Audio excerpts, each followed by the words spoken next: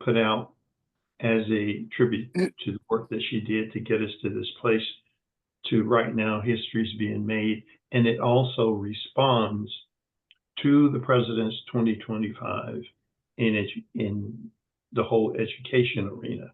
And it takes into account other things. So one of the things that I did do is just for general guidance. Can everyone see this slide? Oh, yeah. Yes. Okay, good. So this is a tribute to Dr. Adora Obi Nweze by the Best Academic Practice Models team. And this kind of walks through the fact that one of the things that she's focused on constantly is education. This started in 2015 in Washington, D.C. at the U.S. Chamber of Commerce with the National NAACP president on the path forward. This path forward has been going on since that date. We've been working on that. And I think the two things that you see here in the first top, this is the Washington, D.C. scene where the NAACP, United States Chamber of Commerce, and their foundation met with people from all over. There is a 3-hour coverage of this. And if you'd like to see it as background from where all this started, I can resend it. I know some of you may have it. And so we've gone from 2015 to here. The pathway forward, as you can see, the Chamber's logo and the NAA's logo. And the bottom line is she has now gotten us to this place. National has bought into it, and it is going to be a part of the big picture. So it's taken a while, but, and she's still on it, as I said, as of this moment. So we will see what happens. But I wanted everyone to kind of have an idea of what this was all about and as we move forward. So, Mrs. Moore, I'm going to turn things over to you. Good evening, everyone. And I am certainly extremely proud and appreciative that you are on this call tonight, because I know that Dr. Nweze has been our guiding star. And this all started in Chicago in 2015. We were at the Path Forward conference, which was being co-hosted by the NAACP and the Better Business Bureau. This was a labor of love for us. And when I say for us, for those that heard her clarion call, when she asked, we were at dinner at her expense. She took all of the education chairs, the state education chairs, to dinner. And she just sort of looked troubled. She said, our children are getting lost in the shuffle. And you see from the information that was provided by the president of the chamber that they were not going to have viable work pools because they had jobs, but they said they weren't going to be able to fill them because of the low scores of African American students. That really, really troubled her. And she didn't say very much, but then she looked around, she said, out of all of you education chairs that are here from all of the states that we have paid for you to come, and you have heard what is happening, I don't care who does what is needed to get the job done. She said, but if someone puts the initiative forward, I will work with you. I will do whatever is necessary in order to make it happen. She said, but between all of these educated, she said, educated people that are here, there has to be something that has to be done for our children. I heard that. The next day I met Mr. McWilson. Before the meeting, I told Mr. McWilson, I said, you know what, Mr. McWilson, I said, I'm going to have to rethink my position, but I'm telling you right now, we're going to, you're drafted because we have to do something about what is happening to our children. I said, we sat here, we've talked about it. I said, but you know, Dr. Nweze is on the same page that we're on. She's willing to work with us. He said, well, Mrs. Moore, I said, well, I can't take no for an answer. I wouldn't even let him talk. I said, I can't take no for an answer. I told him I don't care who the messenger is, just so the message has gotten out. So he was yoked into this because he didn't volunteer. I just want you to know that. But when we got back, I told him, I said, Gemma, Youngstown is the poster child for failing African American children. And we're going to have a summit. I said, but our first summit is going to be in Youngstown because that's the poster child. And he sort of looked at me. I said, it has to be in Youngstown. I said, I will come to Youngstown. He said, okay. So we started working on it. We got it all set up. I went to Youngstown, was there for a couple of days because it had to take place. Sybil Edwards McNabb was then state president. And I called President McNabb. I told her, President McNabb, you and Mrs. Ophelia Averett, who also diligently works on education for Ohio, I said, we're going to have a summit and you've got to come to Youngstown. She said, come to Youngstown. I said, yes. So start arranging it now. We gave them plenty of time. We had the first summit in Youngstown, Ohio. That was eye-opening for President McNabb. And I then told her, I know that there can only be one committee chair, but we're going to have to form some other kind of committee because this is not going to work for me. She said, well, what are you saying? I said, well, you need a task force. And I said, if when we have this task force, I said, I need some testosterone. I need a man. I need some help because I was not being listened to. So she agreed to that. We then formed the task force. And from that point on, it was not smooth sailing. It definitely was not smooth sailing because we faced resistance from everywhere and everyone. But we were fortunate enough to work with the president, Dr. Kohler, who was then the president of the Ohio Education Committee. And she saw the need. And she helped us form the task force for African American students. It took us a year for us to get people to even say Black students because no one wanted to say Black students, but we finally got that established. It was put on the state website, which has now been taken down, but we captured it on the Ohio state website. So everything that we've done is in writing, because we know if it is not in writing, it is not so. Then talked to Dr. Nweze. I said, Soror, I call her so rare.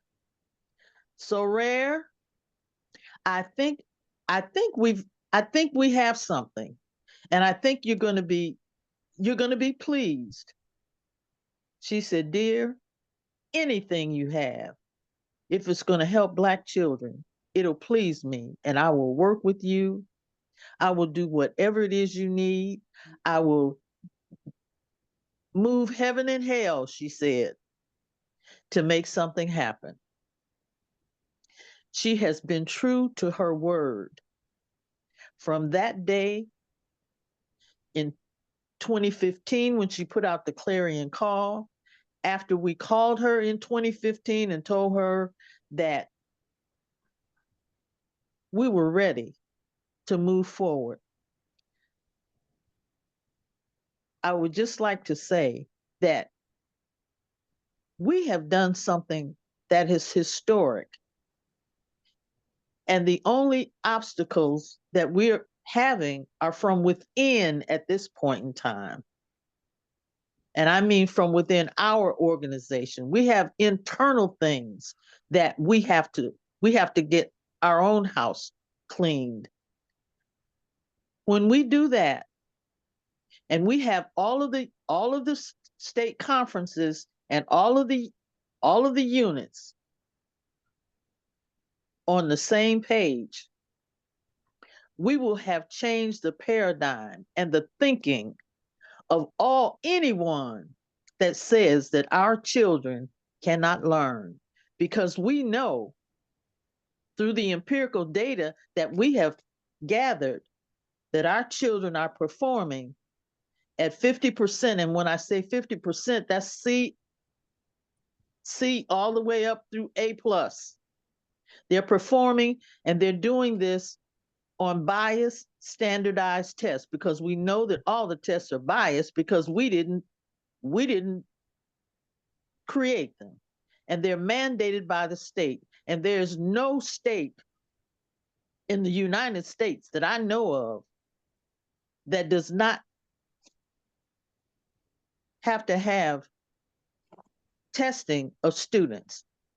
And we've checked that too. So no one can say that, well, they're not that hard on students in this state. Every state requires testing of its students. I would just like to thank everyone that is on this call, and everyone that we're going to bring to our task force or to this group. I would like to say thank you. And I know that Dr. Nweze is extremely grateful, because she calls us her family. But you know, in any family, we have to have a matriarch. And she is the matriarch of this family. She is a true leader. She is a consummate, outstanding representation of African American history, because she is African American history. I say all that to say she is the one that has led us this far.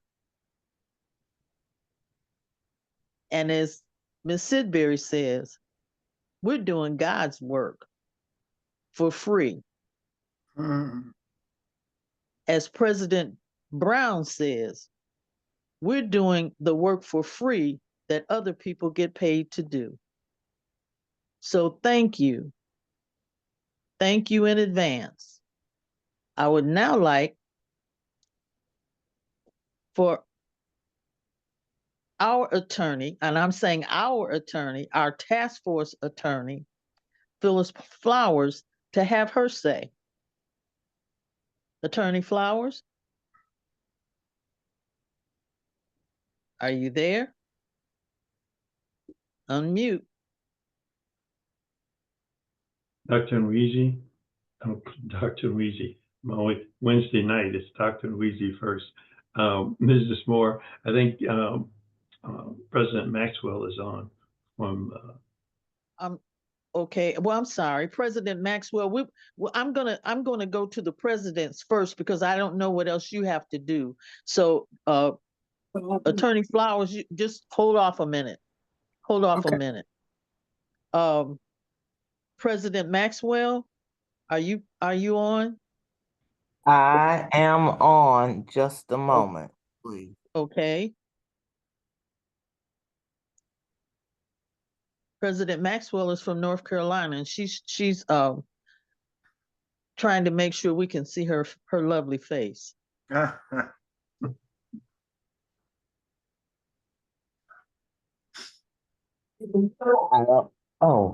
am with family, as you hear. Thank you. I'm just in awe of everything that has been done.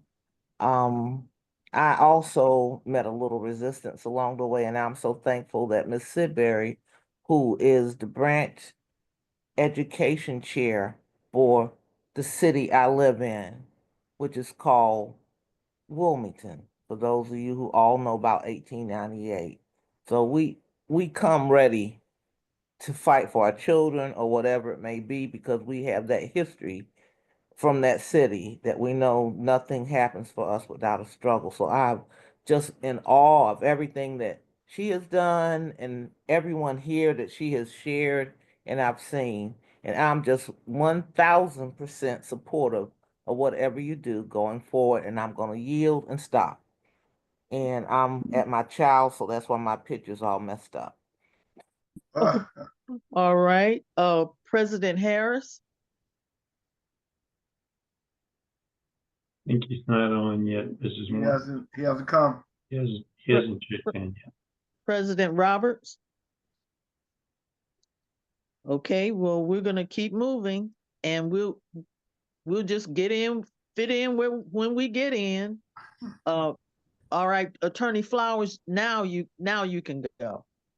Okay. Hi, everyone. I just want to say a true leader, there are many qualities of a true leader. Some of those qualities include being a good listener, learning how to follow, because in order to lead, you need to know how to follow. Yes. And to be trustworthy. So the people you work with trust you and will follow you. Applying some of those qualities to Dr. Adora Nweze, I would say that she is a good listener. When the Ohio Task Force came to her and provided her with the findings of the Ohio Task Force and the data, she heard us. She listened. Not only did she hear us, she got down and investigated and worked with us to make sure that the data says what we said it said. Once she determined that we had found a best practice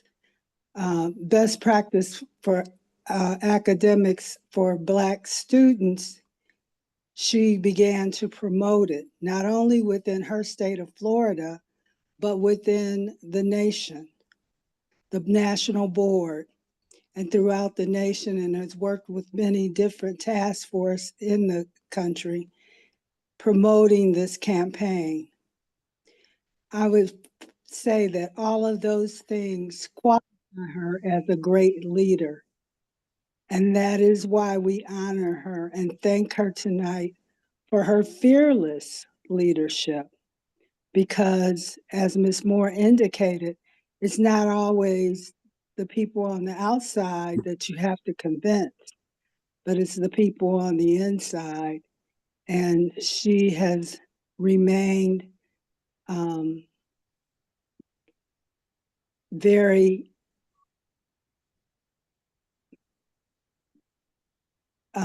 devoted to this campaign. So we honor her and we thank her. Thank you so much. Mrs. Moore, President Harris is on. Good evening. President Harris? President Harris? Yes, ma'am. How are you? Thank you. I'm sorry. I'm fine. We're going to relent to you because you are a state president, and we called your name, but I just said whenever you come on, we'll recognize you. You're on. Are you ready? Yes, ma'am. I am more than ready. Okay. Is there any way we can see your face? Isn't it? Okay. Oh, I'm sorry. Okay, now. All right, now go. Yes, and just based on what I heard coming in to the call, our fearless chair, Adora Obi Nweze, I can never say this right, so please forgive me. Has I said it last night. I said last night. She kept us focused on this moment. She did not relent. She kept pushing and pushing when we didn't seem to, at times, not appear to support what she was trying to get us to understand. But we were all listening, and we supported her 100%. And I'm at a point and stage in this campaign where I feel that what we bring to the table at this next meeting is exactly what we need for our children going forward. We come in this place where, in a time when the president of this country is doing everything in his power to destroy meaning African American descendants of slaves in this country, take away whatever dignity and respect we have for ourselves. They're trying to take that away from us. And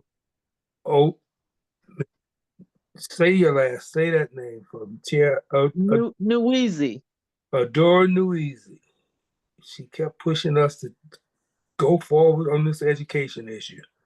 And now here we find ourselves at a time when it's so needed. And I'm confident we have made a great step in getting a system in place that will educate our children. Yes. So thank you for allowing me to go on like this, Chair Nweze, and not put me out of your office committee for mispronouncing your name all these years. And I want to disclose this by thanking my president of the Milwaukee branch, Mr. President Clarence Nicholos, who has taken on the work for the Wisconsin Conference on this initiative. Thank you, President Nicholos, for all your hard work. Well, I love you all. Thank you. Thank you, President Harris. We are honored to have had you, and each time that you've come on, you have been nothing but cooperative. And President Nicholos is a part of the task force, and he's on almost every night, because when he isn't on, I just give him a lot of problems. But he definitely is a part of this. He definitely has taken this seriously, and we're proud of him also. Right now, we're going to go back to Youngstown, to the beginning of this all, and we will hear from Darla Dunlab. Darla, can you just tell us what your position is with your branch, and just speak from your heart? Good evening, and love and blessings to Dr. Nweze. I started this journey about 2017, 2018, because I found out that our children could not read.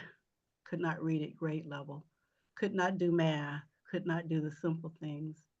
And I remember as a little girl growing up with my grandmother, I'm sorry, you asked me to give my position. Let me start over. My name is Darla Dunlap, and I am the secretary of the Youngstown branch of the NAACP. I am the Education Justice Chair, and I'm also on President Roberts' Ohio Task Force for Best Academic Practice for Black Students.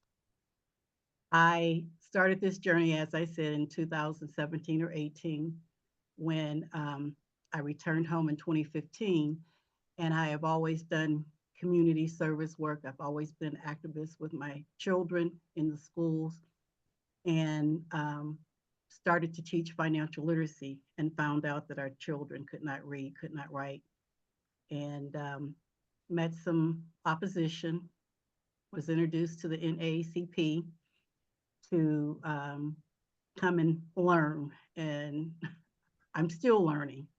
I think this is an ongoing process, and I've been so grateful to meet so many wonderful people in this journey.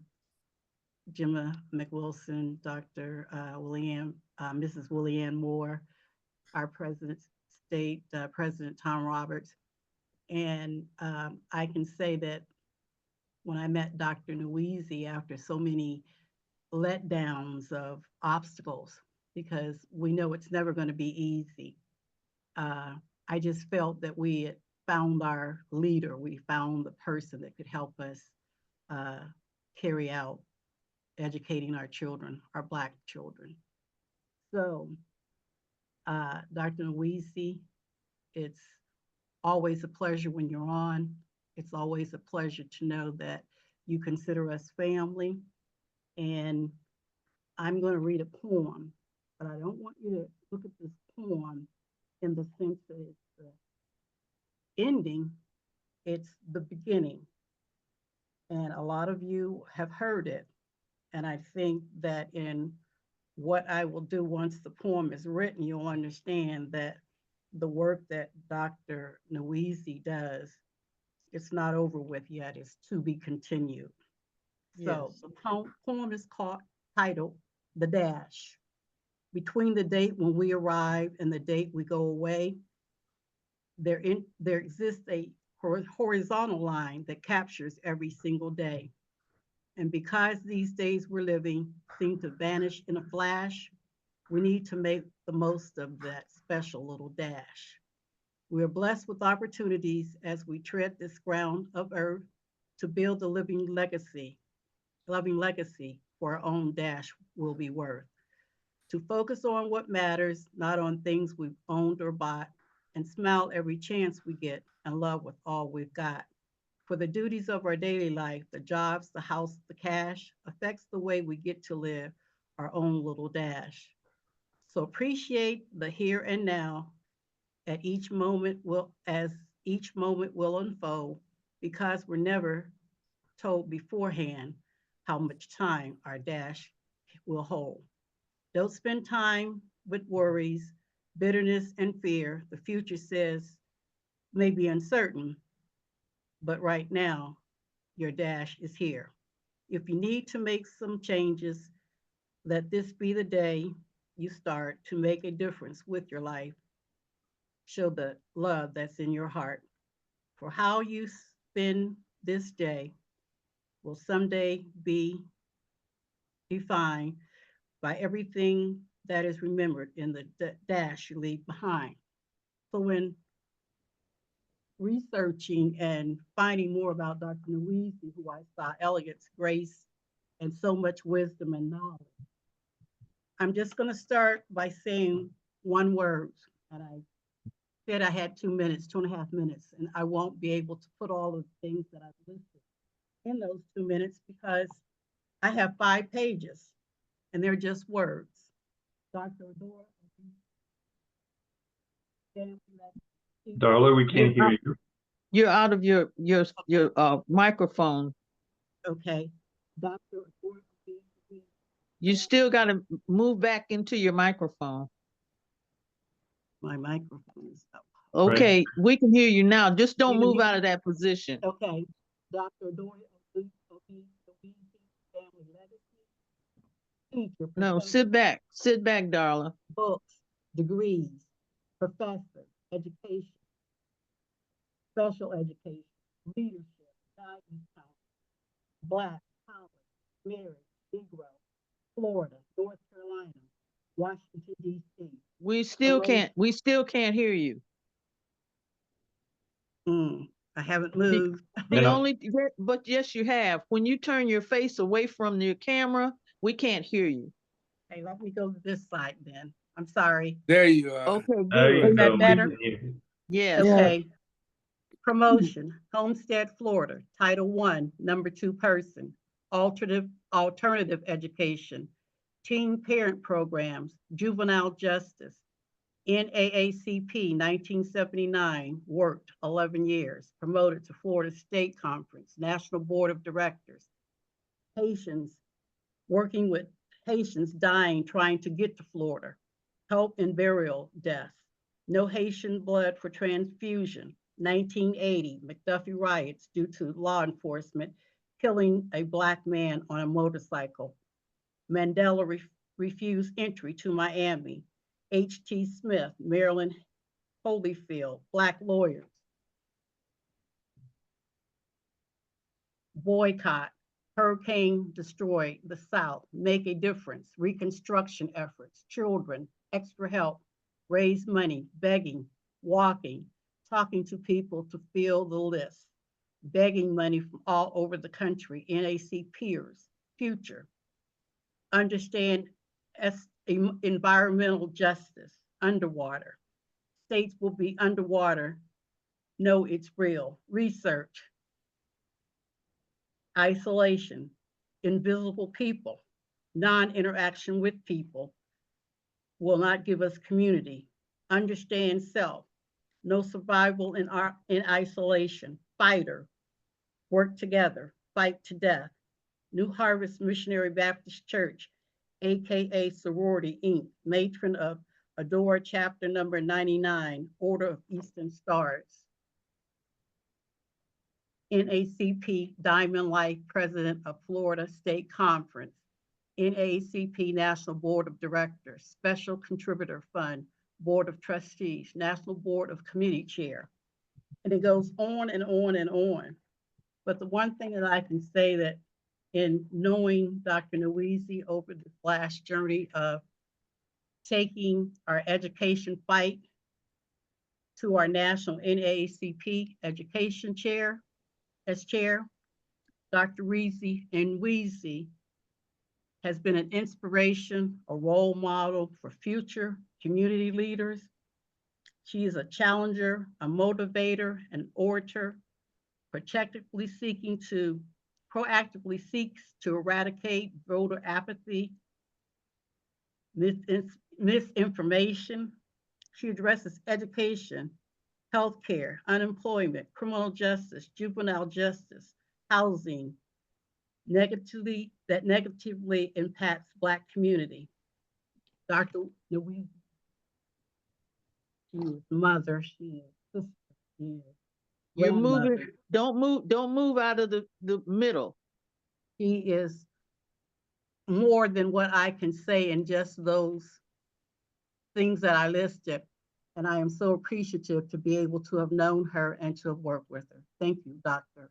Nweze. That's a lot between that dash. A lot between dash. There's That a is lot to be continued. Thank Yes, and you. it is being continued. Thank Now we're going to move this on to our dynamic President James Brown. Dynamic. Well, thank you, President Emeritus Moore. But it's my honor to give this inspirational quote to Dr. Adora Nweze. My name is James Brown. I am the president of the Youngstown NAACP, Youngstown, Ohio, the epicenter of academic segregation in an integrated school system.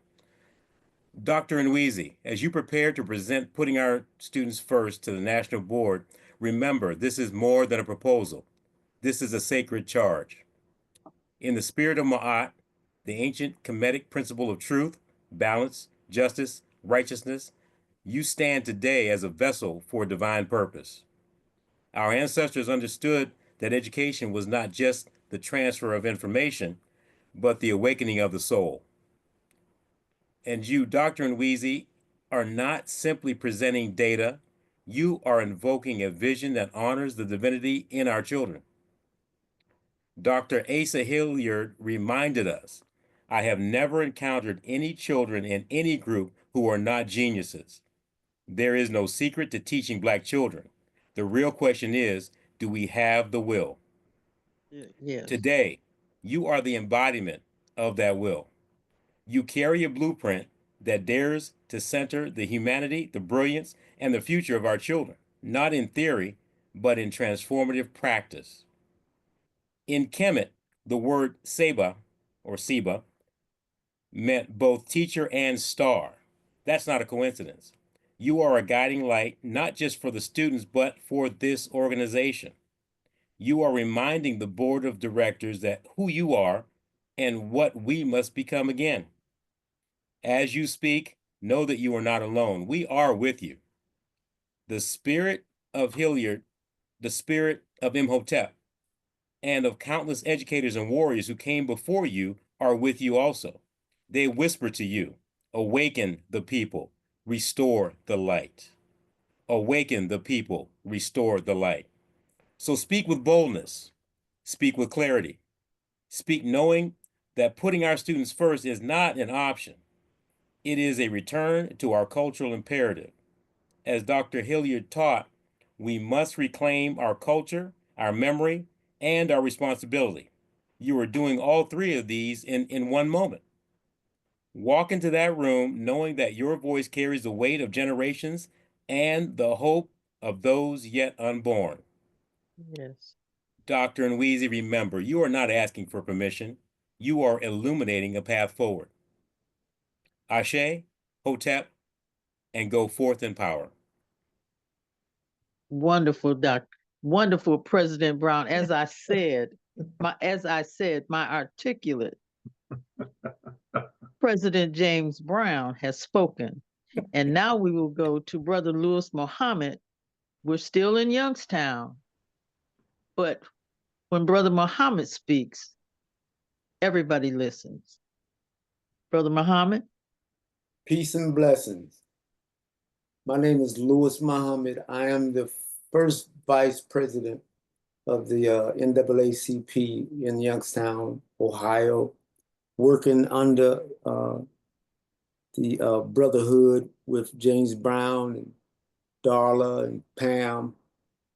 And I had the pleasure of working with Jim and McWilson early in the game, as when we was just getting started. We had some players that are no longer on the field present with us, but they have slipped into ancestry. And I just want to take a few moments to say thank you to Sister, Queen, Mother, Dr. Adora Obi Nweze. As I have just met her through the Zoom calls, there's one word that stands out for me. It's the word that is used for the Honorable Minister Louis Farrakhan. And his son said that my father is authentic. And Minister Farrakhan is a leader. He's my leader. And as I've been on these Zoom calls with this task force, having an opportunity to feel Dr. Adorable Adora Nweze, I adore her because she's authentic. It's nothing like being let down by somebody. It's not a good feel. But as I have listened to her on these Wednesday nights, she's down to earth. You know, if you stick a pin in her, she don't got far to fall, because she's down here on the earth with us. And as President Roberts says, she's fighting with us for our babies. I like when President Roberts uses that, our babies. So in the Nation of Islam, there's a saying that we say, no nation can rise no higher than its woman. And I am so pleased to have had the opportunity to be on this call with queens like Miss Moore, Darla Dunlap, Miss Salisbury, all of the queens. But we have one queen that's standing in the gap. And I hope that she remembers there's always a Judas present, and that the greatest battle is the battle within self. And there's a word that a great man raised among us. He said that we're suffering from menticide. Some of us got it a little worse than others. And so we all have to get rid of our menticide. And so I hope Dr. Nweze will take these words and ball it up into a flame of fire and go into the fire that Martin Luther King said that he felt he was integrating his people into, and realize that the people that she's going to address and carry this message in this campaign to, they may be suffering from menticide too. But think in her mind, Father, forgive them. Ancestors, forgive them, for they know not what they do. So I thank you, Dr. Adora Obi Nweze, for your dedication, your authenticity, and your spirit to pay the price of redemption to help our babies have a better future. Thank you so much. Thank you. All right. Thank you so much, Brother Muhammad. You are just so inspirational, and I love to hear you speak. We will now go to Pamela Brown, who is our Nubian queen. and she's also a parent and an officer for the Youngstown NAACP. But she has put this into practice, best practices, with her son and her granddaughter. So, my queen, you're on. Thank you, family, and thank you, Mrs. Moore. It is a blessing and an honor to just say a couple of words about Dr. Nweze. As was said, I am the treasurer here at the Youngstown unit of the NAACP. But even more than that, I'm a grandmother and a mother. And being a part of this task force has allowed me to become more educated and empowered and enlightened, just so that I can advocate in whatever capacity in this community, but especially in the lives of my granddaughters, both brilliant girls in the public school system. But through the practices that I've learned here with this task force, I've been able to assist my son in advocating when dealing with the school system and the teachers and all of that kind of thing when issues come up. To be empowered is a great thing. It's a mighty thing. The fact that this task force is comprised of such excellent people, I mean, powerhouse mindsets, meeting more and more people, Miss Sidbury, I mean, just stellar individuals, Mr. McWilson, President Brown, Sister Dunlap that I've known just about all my life. It is a powerful thing that we do with this task force. And I'm so grateful to just say thank you, Dr. Nweze. Thank you, Dr. Adora. Thank you, thank you, thank you. We feel that love that warrior spirit that you have. There's no words for it. There's no words for it. And I love and appreciate that about you. I'm inspired by your courage and your tenacity. You're a pit bull, mama, and we appreciate and love you so very much. So very much. You know, that pit bull, when the jaw's locked, it ain't no turning loose. And that's what you do. So as you go in to make your presentations and continue to advocate for us, know that you are in our thoughts and our hearts and our prayers always. And we love, love, love, and appreciate you. I'm getting to know you a little bit, and I'm looking forward for even greater things to come as we continue this campaign for our children. Ashe, Ankh Ujab Seneb, peace and prosperity to you always. Thank you, Dow.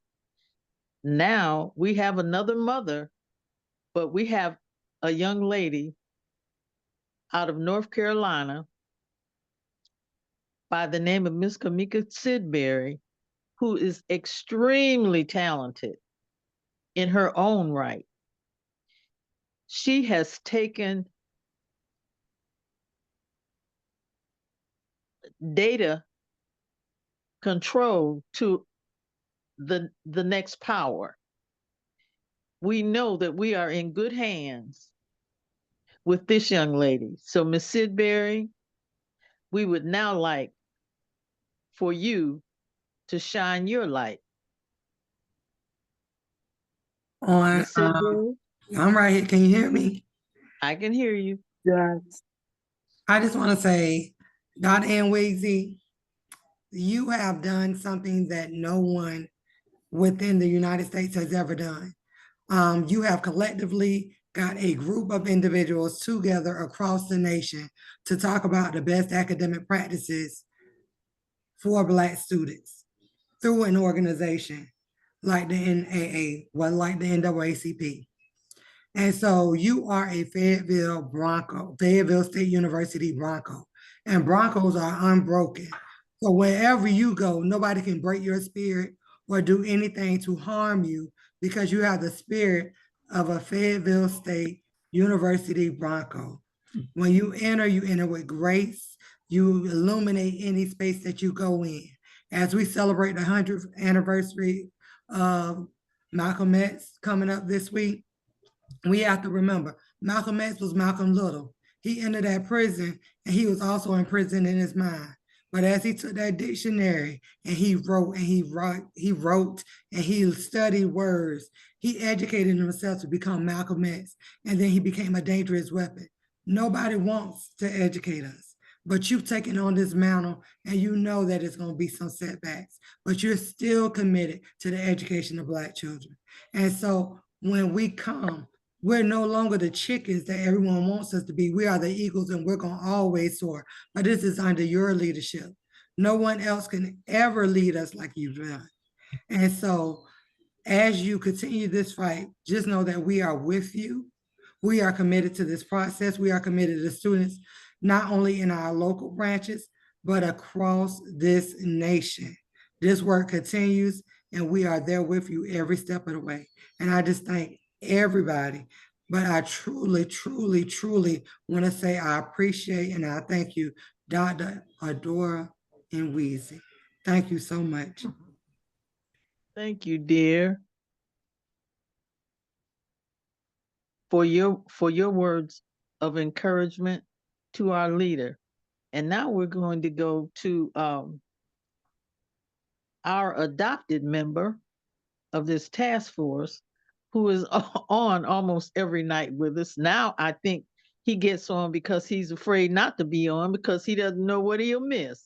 But we definitely appreciate his involvement and how he has worked with his state board in order to retrieve information.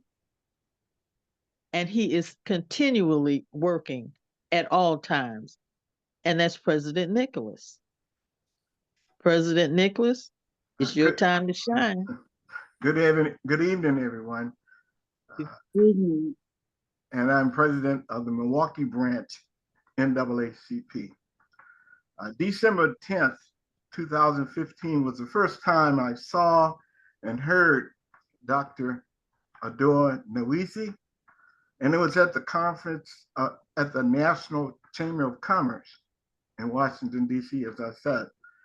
And I sincerely admired her commitment, her stick-to-itness to our struggle to help educate our African-American children.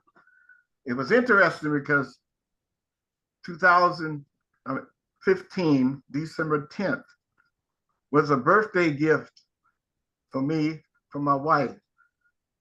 She wanted me to attend that national convention, and it was indeed a great birthday gift. But the best education practice models for African-American students headed by Dr. Nweze has made a difference and will make a difference. And I'm more than excited to be a part of what I hope will become a campaign and start May 17, 2025. And I'm waiting for Dr. Nweze to give us these words. It's a go. It's a go. All right. And then I want to finish by thanking President Harris for allowing me to be a part of this task force. Yes. And I'm extremely pleased with everyone, particularly Jim McWilson and his help and guidance, and all of you for being a part of this task force. God bless all of you, and especially Dr. Nweze. Thank you. Thank you. Thank you so much, President Nicholos. And we truly enjoy our adopted member of this of the task force, who rounds us out and have excellent information to bring to us at all times. Now we will go to Mrs. Miller. Are you present? Yes, I am. Thank you, Mrs. Moore. Good You're evening. on. Okay, thank you. What a pleasure to hear so many of President Adora's colleagues and task force members adore her with honor and recognition. Tonight, we're not just here talking about history, we're really talking about her story, right? And it's Yes. truly my honor to be here this evening and help pay tribute to a woman that I admire so deeply. And I'm talking about the legendary, the incomparable, the unshakable President Adora, Florida's own Iron Wheel champion for Black excellence in education. For decades, she's been the blueprint, the architect, many have said tonight, the loudest voice in the room when it comes to making sure that our kids get what they need, not just to pass, but to thrive. And she didn't wait for permission. She demanded progress. Advocating for culturally competent classrooms before it was a trend, challenging school boards when it was unpopular, and really mentoring the next generation with that real unfiltered truth that we all need. From Tallahassee to DC, from classrooms to boardrooms, President Adora has been a mother to this movement, a warrior in policy, and a lighthouse in stormy seas for thousands of families trying to navigate their way through an education system that just wasn't built for us. And what's wild is she's not done yet. So tonight, we don't just honor her, we honor her legacy, a living legend, a truth teller, strong Black woman who put the weight of our future on her back and carried it like it was really light work. So, and through her tireless dedication since 2015 to best academic practices for Black students, she has built a blueprint for what advocacy in action truly looks like. She understands that education just isn't about curriculum. It's about creating pathways where barriers once stood and making sure that Black students in Florida don't just survive the system, but they rise because of it. And she's reminded us time and time again that we can't afford to be passive when it comes to our young people, that mediocrity has no place where excellence is due, and that when we equip our children with the tools to think critically and dream boldly, we're not only changing their lives, we're changing generations. So President Adora, you've mentored so many of us without even knowing it. You've led with both intellect and intention, and you've given those of us coming behind you a clear reminder that we don't have to wait to be invited to the table. We just pull up a seat. So congratulations on this well-earned recognition. You are more than deserving. You are necessary, and we're all better because of your leadership. Thank you. Beautiful. Excellent, excellent, Ms. Miller. Do we have Ms. Seagate on? Ms. Seawright, I got it wrong, Ms. Seawright, I'm sorry. Ms. Seawright, are you on? Yes, ma'am, I am. Ms. Seawright? Can you hear me? Yes, I can hear you. Ms. Yes. Seawright, Yes. you got to bring up the rear now. I'm do my best. It is. I have to say, you all have done a magnificent job honoring the most wonderful Dr. Adora. You know, I'm excited about this recognition. I'm excited about this tribute. You know, often when I'm new to this working with NAACP and new to working with Dr. Adora. So when she was telling me about all these things, and then she talked about the best practices, I never really knew what it was. But then I've spoken with Jim. I've been on a couple of your calls. And I have to tell you all, everything y'all have said is spot on. She means this. She lives this. She breathes this. We could be talking, my position is the Florida Administrative Assistant. So I assist Dr. Adora with a lot of the operations and different things across the state of Florida. And when I tell you, I don't care what we are speaking or talking about, before the conversation somehow turns to the best practices for Black students. She loves it. And I remember asking her one evening, why don't people, in my opinion, why don't people know about this? I've never heard about this. This is groundbreaking, and this is amazing, and it will change the lives of our children and people. I'm excited about us moving forward with it and getting on the grassroots and getting across the state of Florida and across the nation with this campaign. And she always tells me, Stephanie, it's not a program, it's a campaign. It's not a program. It's a campaign. And she's just amazing. She deserves every ounce of all the accolades and all the great things you all have said about Dr. Adora.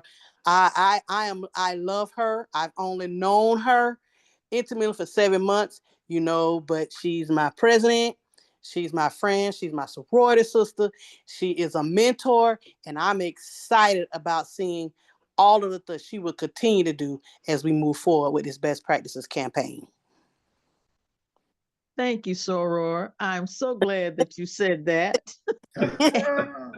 and I am so glad that you are working with her as her right hand, because I know that if you're her right hand, she does not have to worry about the left hand. I love it. Thank you. Thank you. Mm-hmm. Now I would like to present the hardest working man that I know for best practices for Black students. And that is our task force. I'm going to say our task force leader, because he definitely leads us in all of the technical things that we have to provide. He is a consummate researcher. He is an Afrocologist. He is an historian of American history. And when he says American history, he's talking about Black history, because we are American history. We are the original American history. He can take you from Hemet to Youngstown, Ohio. He can give you timelines and dates. He knows everyone's empirical data, and most of it he doesn't have to look up. But he thinks faster than he can navigate the computer. But he'll tell you, I have 15 things open, so just give me a moment and I will find it. I'm talking about the brilliant, and I'm going to say this again, the brilliant and the always ready to help Mr. Jimmy McWilson. And Jimmy, I'm going to let you close, because I think other than me, you speak with Dr. Nweze more than Miss Seawright. Yes. So I'm going to let give you the honor of closing, because you're the first thing she hears in the morning and the last thing she hears at night. So I do not want to, I don't want to break the pattern. So you're on, Mr. McWilson. Well, my first thing I'd like to say is that, very short, from the time we met, we have been spiritually connected. It's kind of one of those things where you can say, I feel you, and it says it all. I think all of you have said things that I know she needs to hear, because as we discussed last night, we have to be the wing beneath it, the wind beneath her wings as she flies to national to try and get this thing across the goal line. And she's halfway there. I was really pleased, as Mrs. Moore says, we do talk. She was waiting for me to call her this morning, and I was up at 5 this morning and made sure I called her by 6. So it was 9 her time, and she was still waiting for me. I called her one morning and said, you know, I need to get you this quote so that you can have it as part of your presentation. She said, well, I was just thinking about calling you because I wanted the quote. So you can imagine there are times when we will talk 10 times a day, and probably sometimes more. But I can tell you, the phrase they used to use about James Brown, the hardest working person in entertainment, well, this is the hardest working person in education, and I can vouch for that. So Dr. Nweze, you know, we've talked back and forth, and she's always saying to me, okay, you're trying to put me up here. So I finally today had an opportunity to get my point across on the numbers. We were told one day by a very esteemed professor that he was operating at 10,000 feet. And I spoke to Dr. Nweze right after. I said, well, Dr. Nweze, we're in good shape because we've been operating at 200,000 feet the whole time. And as of yesterday, she had to leave me to go to 300,000 feet because I'm not on the board of directors. I'm not a member of the education committee, but President Ford and I were assisting her this morning, and President Ford was in the committee meeting. So trying to make sure that we are always that wind beneath her wings to keep her going up as high as she needs to go. So Dr. Nweze, I thank you. We constantly say this. You constantly say we're family. I constantly say you're our leader. You constantly say we do this together. And I think what you heard tonight is they know what I know. You are our leader. We appreciate you. We're thankful for you. We have waited for you. And thank you from the bottom of our hearts. So with that, Dr. Nweze did get on, and she is on now. Dr. Nweze, we're here for you. So if you want to, if you're in a spot where you can unmute, she may not be in a spot. She has lots of meetings. She's leaving early in the morning to travel. Unmute. Can you hear me now? We can Yes, hear you Dow. and we can see you. Wow, you all have got me flying. I didn't think I knew how to fly, but I do now. All right. I do now because we all have wings together. What I love about our family is that we really do know each other much more than we talk about. Because I can feel you and feel the love among us. The work among us is just, there's no bottom to it. Everything is top. Everything is top. And I appreciate the fact that each of us has been open enough to speak truth to each other. And as a result, we have moved into one family. The things that you say apply to you too. The words that you use apply to you too. I said we were family.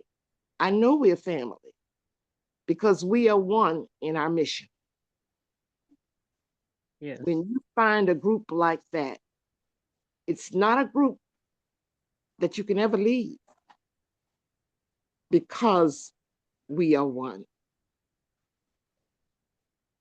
The mission that we find ourselves on is a rare one. You really don't find that many people interested in children. I wish that number were larger, but it is what it is, and we take it and we move with it. And I'm grateful to each one of you. We are leaders together. We are sisters and brothers together. We are thought professionals together. There is no one above the other. You don't rise like that in a family. When you rise, everybody rises in the family. When you win, everybody wins in the family. Yes. When there's a need in the family addresses it. So you are never alone and having to worry about you're by yourself, because you know the family is waiting for you to let it know what the need is. I know exactly who we are. I know that we know each other, and I know that we are constantly on a daily basis. Jim is exactly right. We try to talk every day, and we do. We don't talk one day, we're going to make up for it the next day. Because we have to keep talking about it. We have to keep planning. We have to keep making sure that we're making the right decisions with and for the family. It's very, very, very critical. I've not had this experience before. My first time. Imagine, who would have ever thought at this age that I would acquire a family that was different. See, family has different meanings. You think about it. You think about family. Everybody doesn't make up the same in the same family. They're different families. They're different ones of us. But the main thing is we are together. We understand our mission. And our mission is a very critical one. Our children are headed down a road that we certainly are not going to talk about tonight, but we are going to have that conversation. Because the road requires us to work together, to do our part, to give it what we have. Black children don't seem to have any support anywhere as a whole, in a whole. You look at us, our children as a whole, they're in trouble.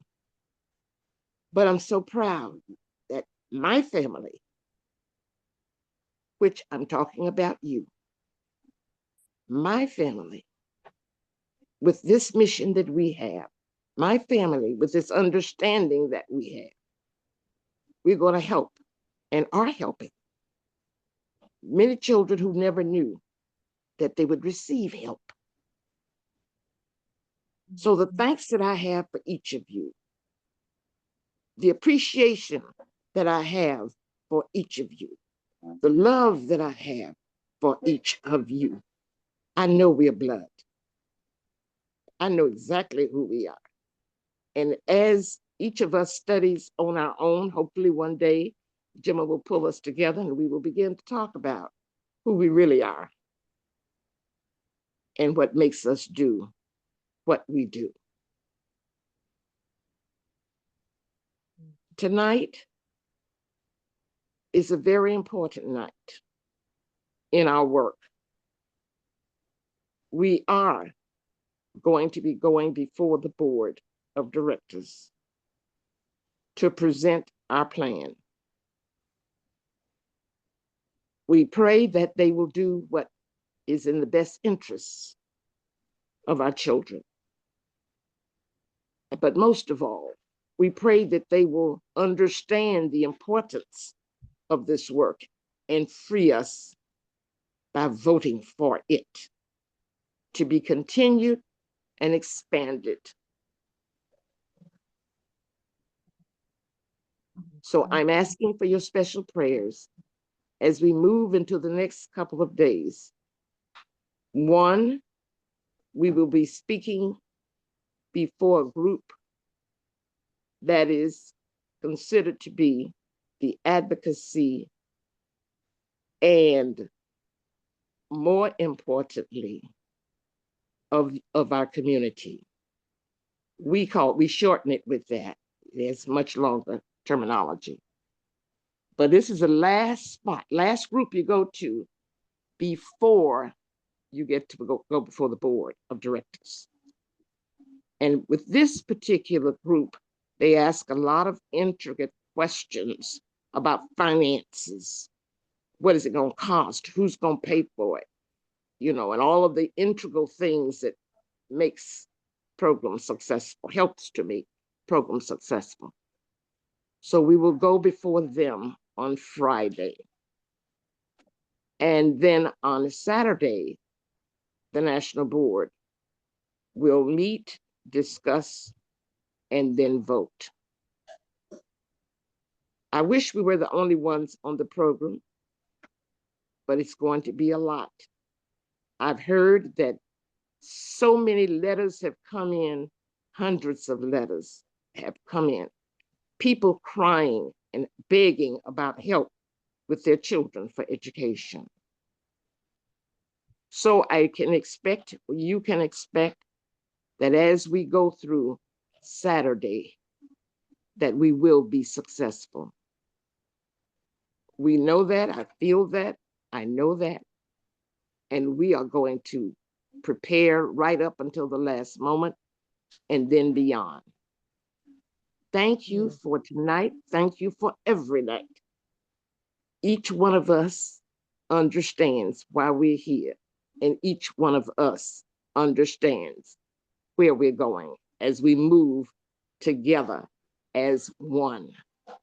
Thank you, family. Thank you. I love you. President And, Nicholas? Yeah, President Nicholas, do you have your hand up? No, I was waving bye-bye.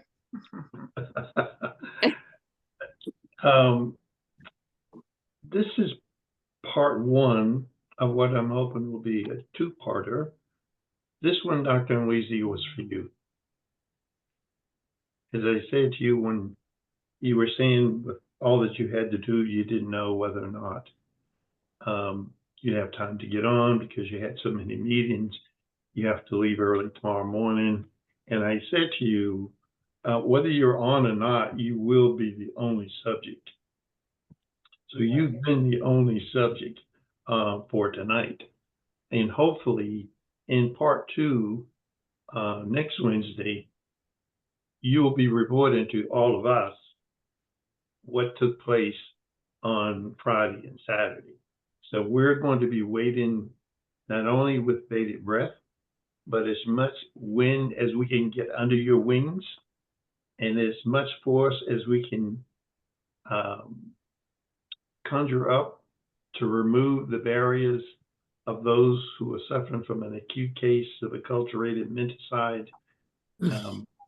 And that their God and our God and your God will bless them to see the light and wake up, because we've got 8 million Black children across the country, and there's 7 million of them are in traditional public schools. So it's a big job. But as I said to you, now that you're at the 300,000 feet level, you may be physically up there alone, but we're all there with you. And we just wanted you to know that. And I thought it was very important.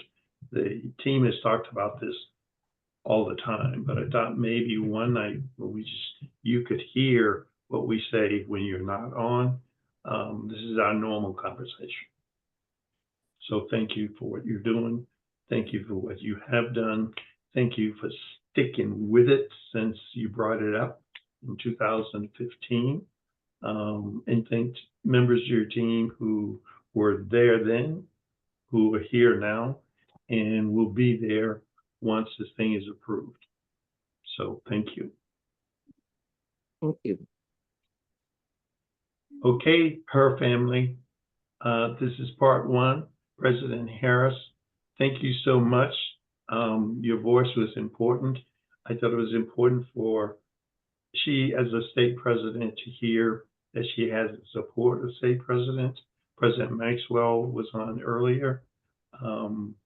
But I think it's consistent with what we've talked about. It's just, let's get the job done for our kids. So thank you very much. And what do they always say? Stay tuned for part two. To be continued. To be continued. Thank Mrs. Moore, you have the last word. Continued. Okay, Mrs. Moore, you can close.